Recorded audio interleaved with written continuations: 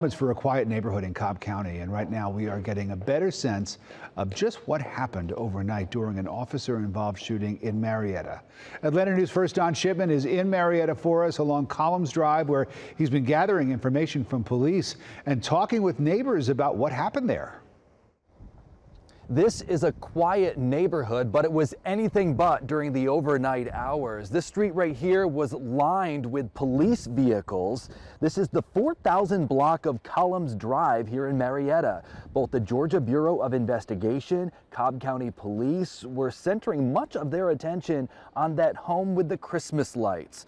Authorities say that Cobb County police officers responded to this area following several 911 calls of a man walking up and down this street armed with a gun. The GBI says that officers confronted the man in front of that house where they asked him to drop his weapon. They say he refused and then fired at officers. Officers responded with equal force, shooting the man. I still feel safe. I'll think our community is going to get together and just discuss ways in which we can be safer. This is an affluent neighborhood. It's the River Plantation subdivision. A number of townhomes, there's condos here, all of them sitting up against the Chattahoochee River. It's a beautiful place. It took me a while for me to find my home. I moved from Buckhead to here, and I see deer, and I just saw an eagle in my backyard yesterday, and it is a beautiful place to live.